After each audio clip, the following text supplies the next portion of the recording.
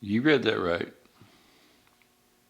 I was sitting in that chair in the thumbnail the moment I became a made man. So I couldn't help but to think, what got the boss's attention? Was it the hat? Or was it my past crime sprees that were so eloquently executed? I don't know. Let's explore it. There's a lot to unpack today. Join me, won't you?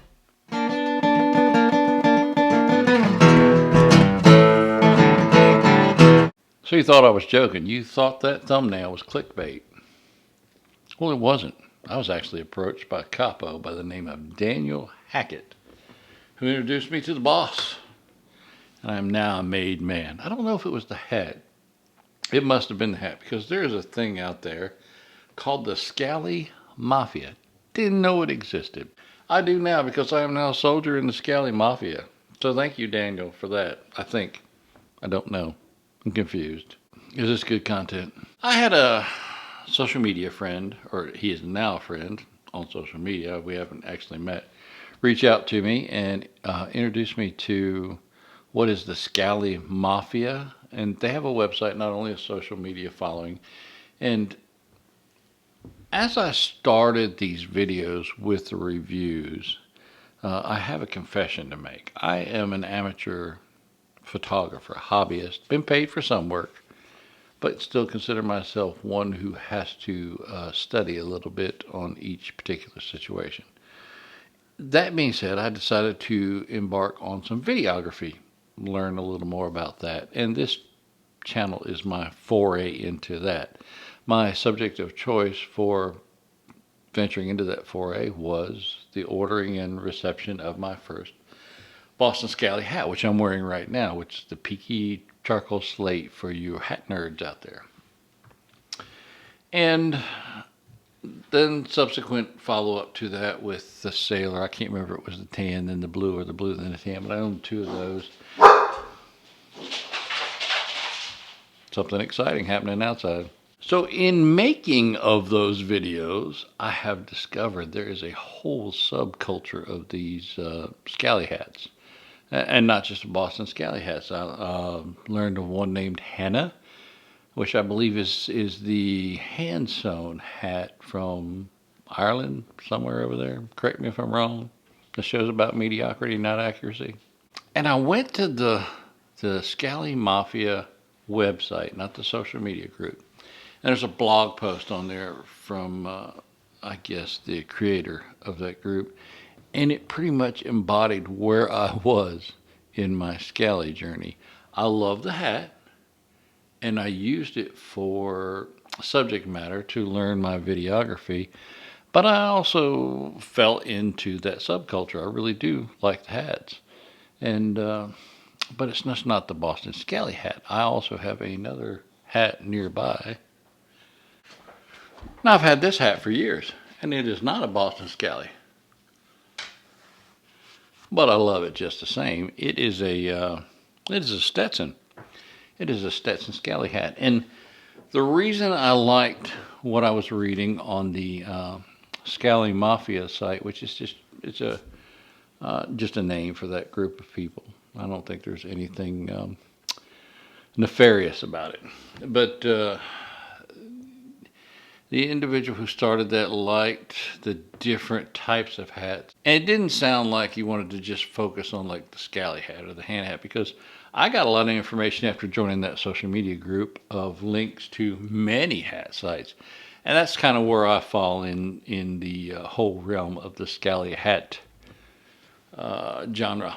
Is, like I said, this is not even a Boston Scally. This is a Stetson. And prior to me receiving my first Boston Scally, this was my favorite Scally hat. And let's just take a look here. Stetson, all American, made in China. Imagine that. So Boston Scally gets a lot of grief about their hats being made in China, and here we have a Stetson, all American hat, made in China. And this one actually has an old button on it.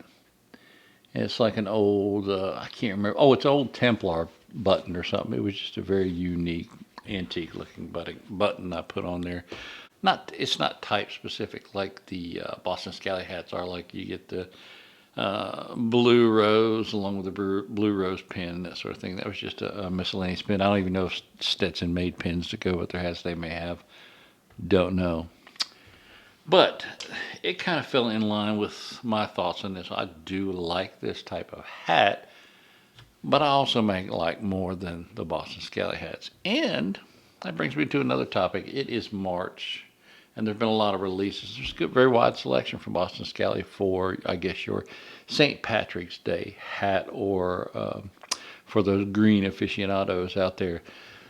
I'm not particularly a green fan, okay? I have a blue hat, a charcoal slate hat, and I have this brown hat, and I have a tan sailor. I guess they call it a sand or something like that. I can't remember exactly. But green, I don't know if green's really in my wheelhouse. I've never tried one. Like I said, I'm not a green fan.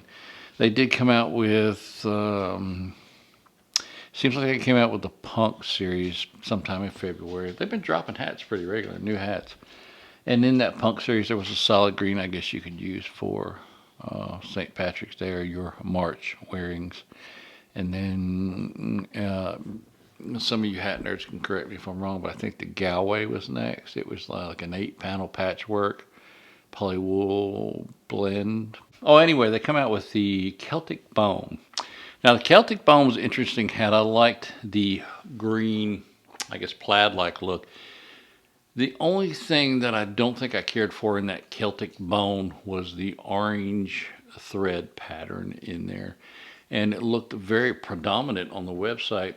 Their product photography is awesome on the Boston Scally website. But what I saw in social media posts, it looked like real world pictures of the hat.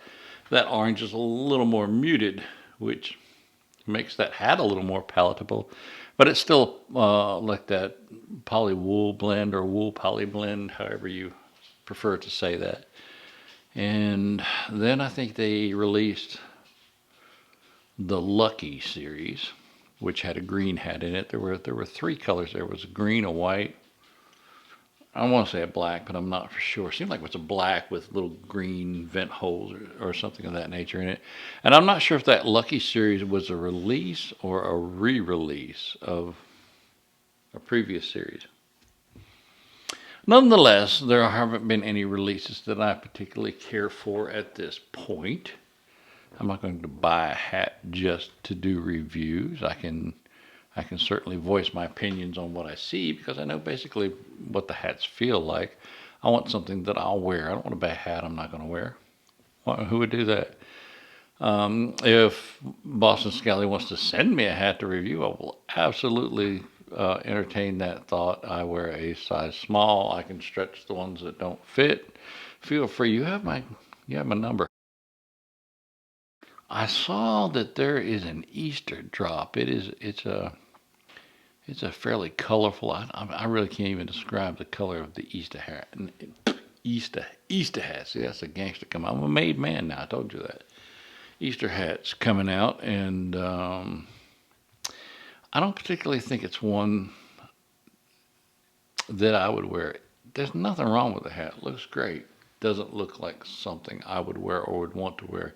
And as summer is fast approaching here in South Carolina, I live in the South. I live in South Carolina. And I'm not going to buy a wool hat. Not for the sun. I won't wear it. Just not going to wear something that hot during the summer months. So I'm looking forward to some releases, maybe as spring and summer approach for a warm weather type hat. I believe I saw, and you hat nerds correct me if I am wrong, but I saw the Trainer series. This is an unlined hat that might be a little thinner. I'm not sure what the rappel is made out of. I know it's for wet weather, but I don't know about it, how it is for heat. It may or may not be lined. And I believe the Independence may not be lined. I'm not sure. So I need to reacquaint myself with those, but I'm hoping for a summer drop from Boston Scally. Be glad to review the hat, Boston Scally. You know the deal. So I guess in closing, the only thing there is to say is I didn't choose the Scally life. It chose me. Bye.